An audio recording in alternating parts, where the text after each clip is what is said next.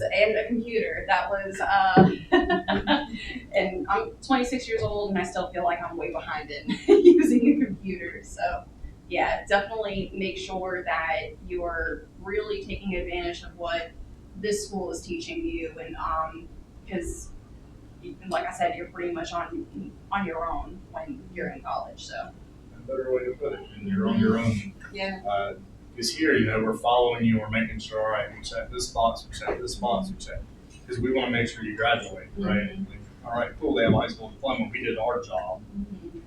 And luckily you're taking these tech classes too, so Dr. Adams is trying to make sure you graduate from Tech 2, the certificate or the associates. But in college, nobody's doing that. If you enroll, great.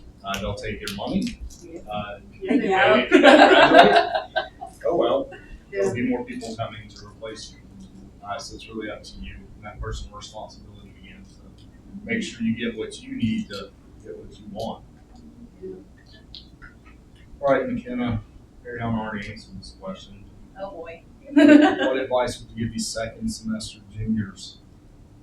Cool. You know what's funny? I actually figured you were going to ask me this question, so I rehearsed it in the car.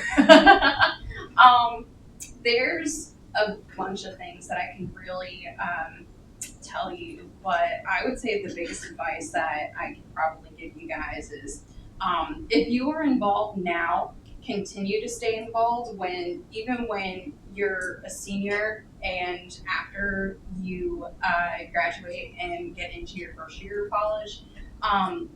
One of my major setbacks when I graduated from undergrad was I figured, oh, this is going to be easy. I earned my bachelor's degree. I did the hard part. I'm going to find a job.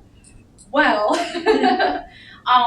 yeah, I earned my 4-year degree, but what really became the biggest struggle for me was I was not all that involved in college like I was in high school. I was very education driven, which is good, but when you go out into the career field, what they're really looking for is how involved you were with the community, what type of experience had you had.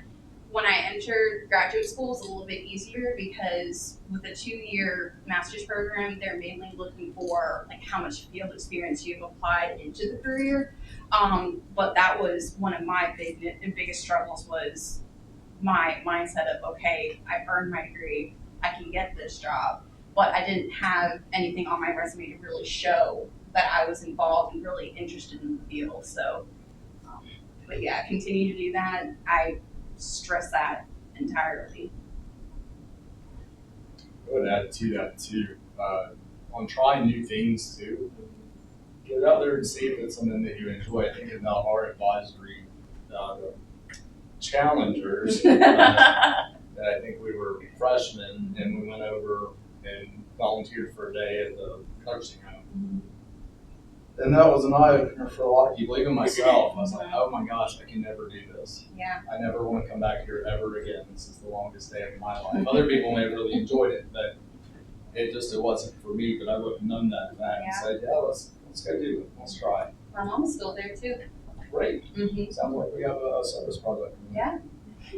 She's in the office too, and she's head of nursing, so I can give you contacts. I'll just make sure I don't go. Because it's not for me. Yeah. But good. So any questions from our audience?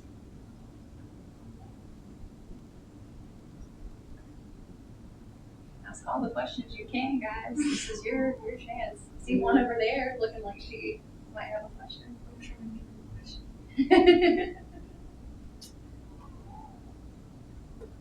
Like, I don't know, because were you guys confused on what you guys were going to do, like, in, like, your junior year? Or, like, did you guys have some struggles about what you wanted to do, actually? As far as, like, going Career? Yeah. Oh, absolutely. 110%. I first started wanting to be a lawyer. That would have worked for me. And I wanted to do forensic anthropology was my main thing. And then I got to chemistry and said no, because that also showed me no. So now I work with CPS, with Child Protective Services. and I didn't think I was ever going to be working where I am now, because I wasn't really a big person on children growing up. But one of my community service actually that I did here made me fall in love with helping juvenile delinquency and getting that back on track. So that's what I specialize in. That's what I do. That's what I research all the time. And so being in that field, like you said, you don't know what you like until you go out there and do it. And so you're gonna get confused, and you're gonna continue to be confused, probably until you walk across the stage, and then you're gonna be confused. How am I gonna get this job? Mm-hmm. Confusion is a big point in college and growing up, but it's the most amazing thing ever. Because once you figure it out, you're like, yes. Mm-hmm. Like, okay, that's what I'm supposed to do. And it might change again, and that's okay. You'll get it, and then you might not. That's okay. Were you guys confused about how to apply your skills? Yes. We didn't know really. Yeah. And just to kind of feed off of her, I had a little bit opposite. As I mentioned before, my whole original trajectory was to go into speech therapy. I was dead set on that. I wanted to work with kids. I wanted to specialize in this field. That was what I wanted to do. Because I wasn't as involved in college like I was in high school, and just some issues that I had with communication and the workload of like how to actually get into a program, that changed my mindset a little bit. I pretty much do similar to what Airyanna does, but I work in group home care. So my age group is with 0 to 11, and I'm getting my social work degree right now. And so my plan is to work with early intervention and family services, and potentially with military, because my husband's stationed in Shaw in Sumter. So, but I didn't know that with social work, the field itself was so broad. And so, like she said, don't necessarily worry so much about what you want to do, because you'll find out eventually it could change. I thought for sure I was going to be this, expert speech language pathologist studying here in Conway, and that did not turn out that way. So, but, as you can see, I have a lot of confidence in what I do now. So, and I definitely have early college to thank for that too. So. Yeah, because especially like you said, and then, like I was telling you about confusion, even now, I love my job, but I can't wait to leave it. Because I want to do it now. I found what I want to do. You want to know more. And that's that's the best part about growing up, is I think you can do something for a little bit and be like, okay, all this experience that I got now I know what I really want to do. Mm-hmm. And even though you're confused, that experience that you get is amazing.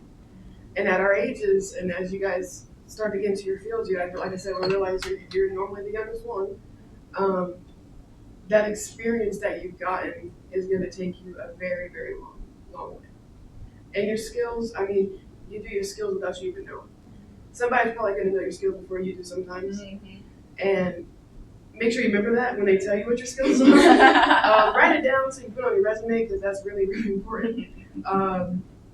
But your skills, they come to you. They're your skills. They come to you naturally. Of course, you're going to build on them and learn on them. So just do whatever you can and all you can, and I promise you it's enough. What other questions?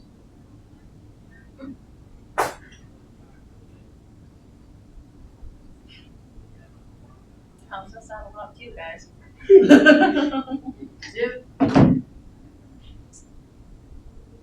You think convening, hopefully they can stay for a couple more minutes. Yeah. Afterward. So if you're not feeling comfortable talking in the big group, talk smaller group. That's fine too. So thank you both for joining us. And as always, see you and talk to you again. And Airyanna. I'll be back in the